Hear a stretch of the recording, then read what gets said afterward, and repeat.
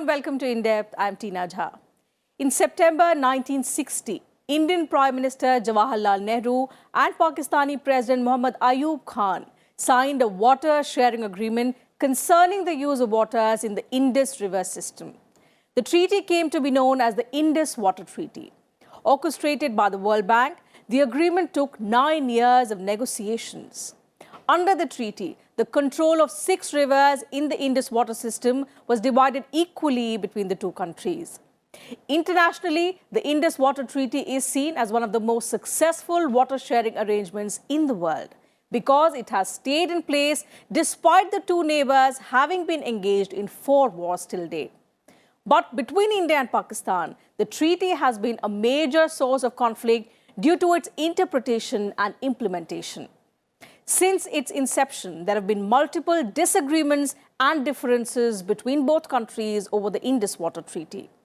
Today in Depth, we try and understand the Indus Water Treaty in detail, the disputes regarding water sharing between India and Pakistan, in particular, the current conflict.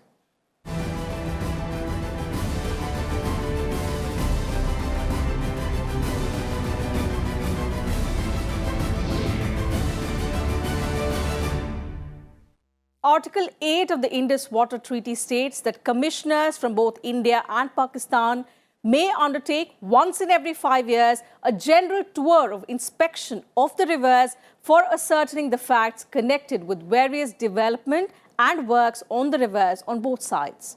Now, since the inception of the treaty, 118 tours from both sides have been undertaken.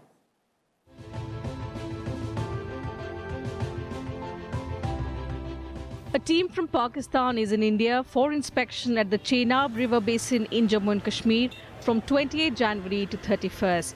Pakistan's Indus Water Commissioner Syed Muhammad Meher Ali Shah, along with his 2 advisors, will be inspecting the river basin as mandated under the Indus Water Treaty.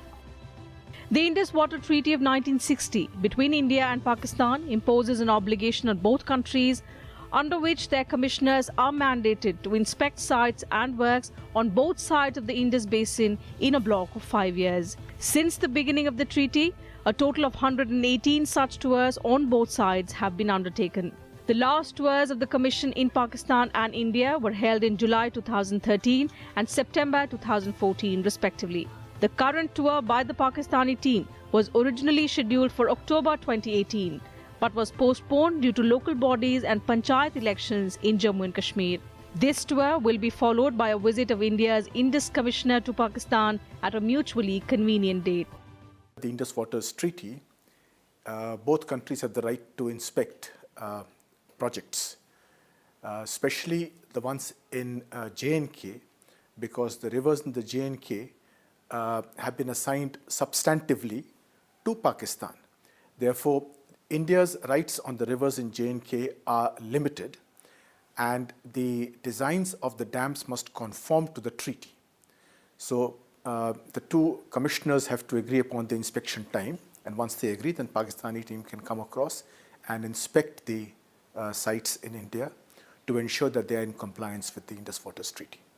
Under the Indus Water Treaty signed between India and Pakistan in 1960, with the intervention of the World Bank, waters flowing in 3 Indus tributaries, the Satluj, the Beas and the Ravi, were allotted to India, while the Chenab, the Jhelum and the Indus waters were allotted to Pakistan. The treaty also provided for the funding and building of dams, link canals, barrages and tube wells like the Tarbela Dam on the Indus River and the Mangala Dam on the Jhelum River.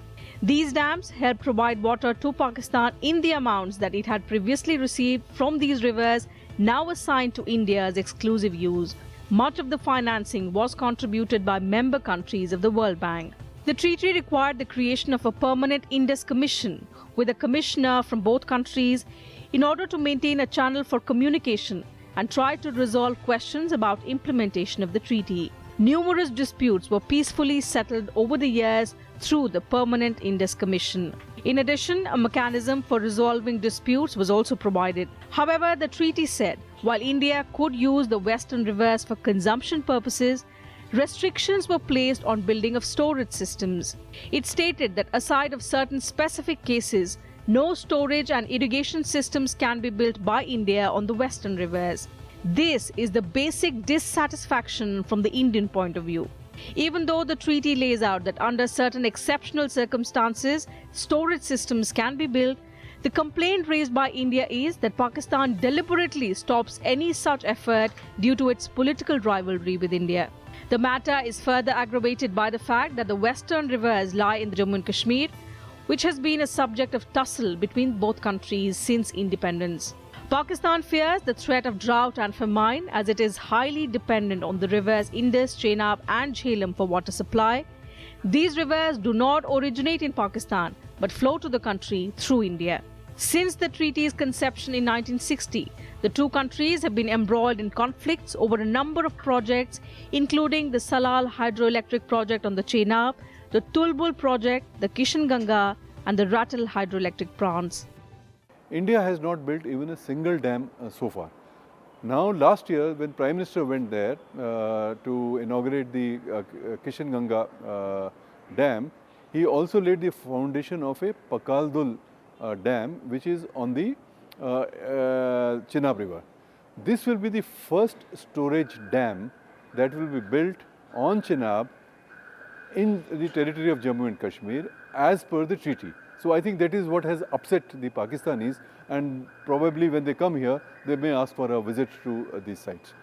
So overall, I think the Indus Water Treaty has held, but over the last few years, maybe about last 10-15 years, Pakistan has started using the dispute resolution mechanism, which I mentioned earlier, to slow down the construction of the dams which India has been making.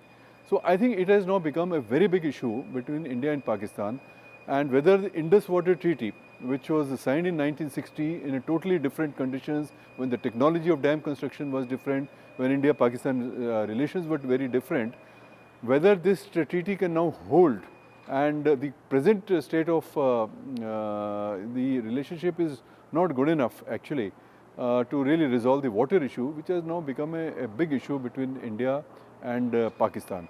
And as you know, there is a water stress in Pakistan, and as a result there is a heightened sensitivity in Pakistan about the usage of water by India, and that's why the Indus Water Treaty continues to draw a lot of attraction, a lot of interest, and at the same time it also causes a lot of worry, and they try to use this to browbeat India, that India is violating this treaty, etc. But then that's all part of propaganda, I think. India has stuck to the treaty in letter and spirit, and so far there has not been any violation. The current conflict is over the Kishan Ganga Dam project and the Ratal hydroelectric project. The Kishan Ganga hydroelectric plant is a $864 million worth of project that was initiated in 2007 and was projected to be completed by 2016. Pakistan took the project to the Court of Arbitration in 2010, raising 6 issues that they say violate the treaty.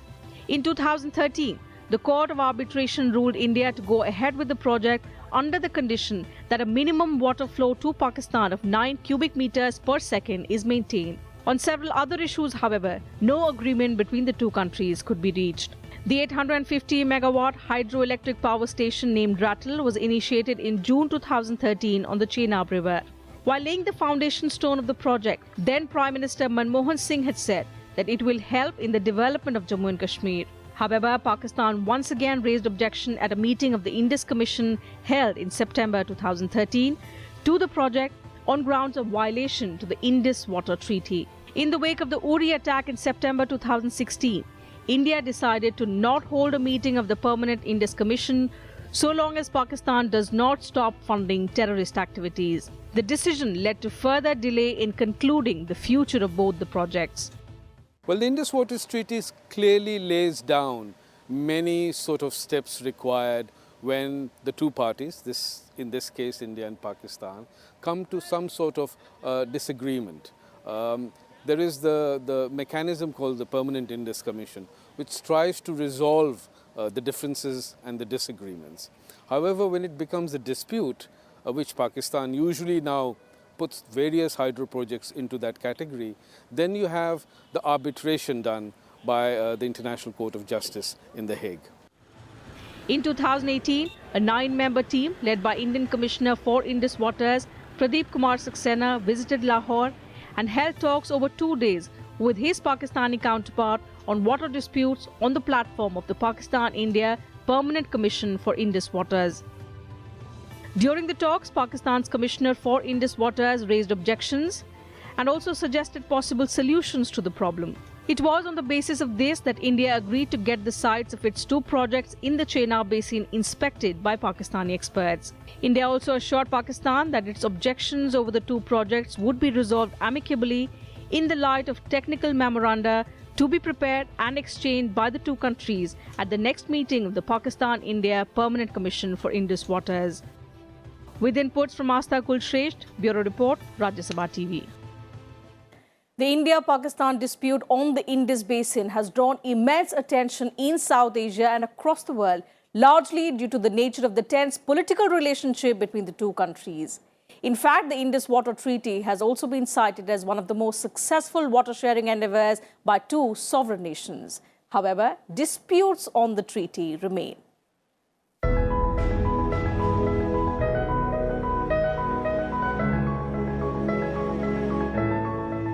Scarcity of water is a huge problem in many countries, especially the developing ones. The effects of environmental degradation and poor management of available water resources have made water one of the scarcest resources in many countries. As a result, there is a struggle for this resource, and this sometimes leads to conflicts. Growing scarcity of water resources, increasing population and poor management of natural resource in India and Pakistan has resulted in an increasing demand for water resources. The Indus Waters Treaty between India and Pakistan is one such example of a major international river basin conflict. There is a very important article, Article 9 in the Indus Water Treaty, which is a dispute resolution mechanism essentially.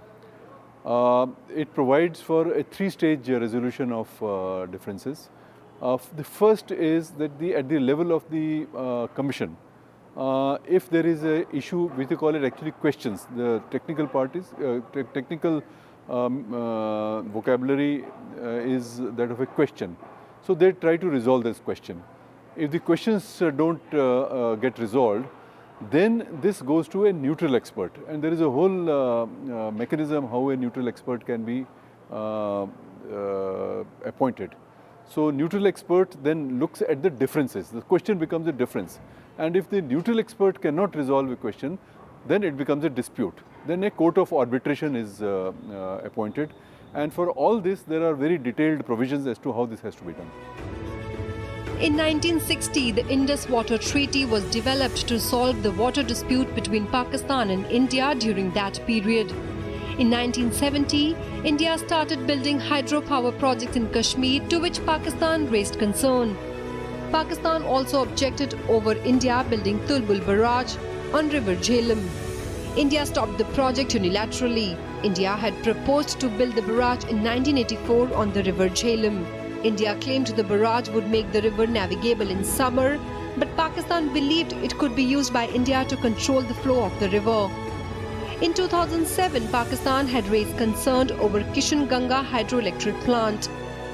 The dispute related to Indus Water Treaty has grown more intense in recent years, in the aftermath of the Mumbai attacks on 26 November 2008. In 2010, Pakistan had accused India of choking water supply consistently. In 2016, after the Uri attack by Pakistan, which led to the killing of 19 Indian soldiers, India had said it would review the treaty. That time, Prime Minister Narendra Modi had said, blood and water cannot flow simultaneously. Pakistanis always feel that India is violating the treaty. When they say violating the treaty, it means the technical provisions of building dams, etc. Pakistanis feel that your dams do not subscribe to those specifications. So this has happened in the past, for instance, in the case of a Baglihar dam that India built, or the Kishan Ganga dam on Jhelum that India built. So Pakistanis always feel that India is somehow taking away the water of the western rivers, which by the treaty is to be used mostly by Pakistanis except for a small amount of water which can be used for agriculture and irrigation purposes and for power generation by India. So there are some provisions in the treaty. So Pakistanis are always wanting to put some kind of a question and doubt the sincerity of India, etc. So essentially that India should not take away the water from the western rivers as it is provided for in the treaty. In 2018, Indus Water Treaty was once again in news after PM Modi inaugurated the Kishan Ganga hydroelectric project in Jammu and Kashmir. Pakistan lodged a complaint with the World Bank alleging that by building the Kishan Ganga Dam, India violated the treaty. It also argued that it will disrupt the supply of water coming into their country. However, India said the Kishan Ganga project has been designed in a way that it will divert water from the river, produce power and then divert the water back to the Kishan Ganga river. This was not a new dispute. In 2010, Pakistan lodged a complaint with the Hague's Permanent Court of Arbitration on India's plan to build a dam on the Kishan Ganga river, claiming that it was a violation of the treaty. In 2011, after visiting both projects, the Court of Arbitration put a stay order that prevented India from constructing a permanent structure. In 1988, Pakistan's then Commissioner for the Indus Water Treaty first became aware of the survey work on a possible scheme to divert waters from the Kishan Ganga into the Vular Lake and asked India to pause work. Bureau Report, Rajya Sabha TV. At a time when states within India are unable to find an amicable solution to sharing water from rivers that flow between them, India and Pakistan are living examples of how water resources can be shared through legal framework. For more than 58 years, India and Pakistan are sharing the water of Indus and its tributaries as per the Indus Water Treaty, albeit with certain disagreements. Here's a look at the history of how both countries signed the Indus Water Treaty. The Indus Water Treaty is a water distribution treaty between India and Pakistan administered by the World Bank, and it was signed on September 19, 1960. The agreement was signed in the presence of the then Prime Minister Jawaharlal Nehru and then Pakistan President Ayub Khan. The treaty administers how the river Indus and its tributaries that flow in both countries will be utilized. According to the treaty, the Beas, Ravi and Satluj are to be governed by India, while the Indus, Chenab and Jhelum are to be taken care of by Pakistan. See, the treaty was signed way back in 1960, keeping in mind the requirements of both countries. What it did was that the three rivers of Himachal and Punjab, they are called the eastern rivers, the Satluj, Ravi and Beas. Those three rivers were assigned entirely to India. They contained about 20% of the total water flow in the Indus river system. The remaining 80% flow takes place in the three rivers that flow essentially in J&K, the Chenab, Jhelum and the Indus, which contain about 80% of the water.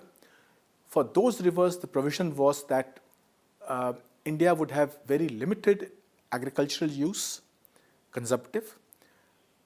In addition, India had the right to use it for hydel purposes with very limited storage capacity, and it could use it for navigational purposes.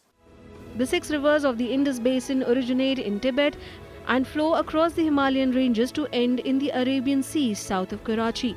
Before partition, it was a common network for both India and Pakistan. However, while partition managed to draw terrestrial borders, the question of how to divide the Indus waters was something that needed to be worked out. Since these rivers do not originate from Pakistan but flow to the country through India, Pakistan feared the threat of drought and famine. Initially, the issue of water sharing was sorted out by the Inter-Dominion Accord of May 4, 1948 that laid out that India would release enough waters to Pakistan in return for annual payments from the latter. But the need for an alternative solution was soon felt. Eventually, in 1960, the two countries reached a decisive solution with the intervention of the World Bank, wherein precise details were laid out regarding the way in which the waters would be distributed. The treaty also provides for an arbitration mechanism to solve disputes amicably. Well, the Indus River system and the Indus waters means a lot to Pakistan. More than 70% of its water resources is completely dependent on the Indus water system. So there is no doubt that Pakistan relies heavily on the Indus water system, and that we also quite readily acknowledge the fact that their dependency on the rivers that flow from India is very high.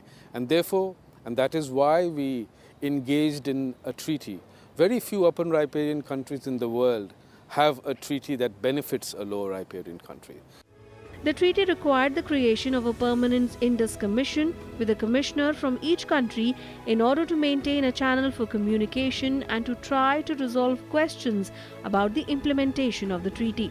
In addition, a mechanism for resolving disputes was also provided. Numerous disputes were peacefully settled over the years through the permanent Indus Commission.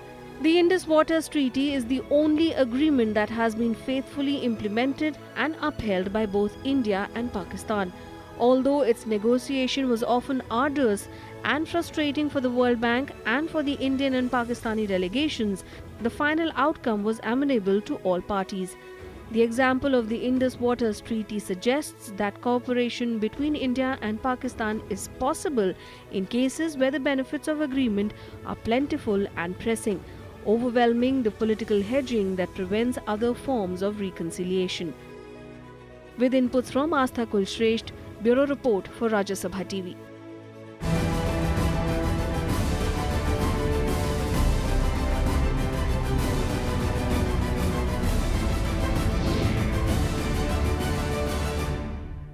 So that's it from us in this edition of In Depth. We'll be back same time tomorrow with a focus on some other subject. You can also watch our episodes online on YouTube and Twitter and get back to us with your feedback and suggestions. Thanks for your time.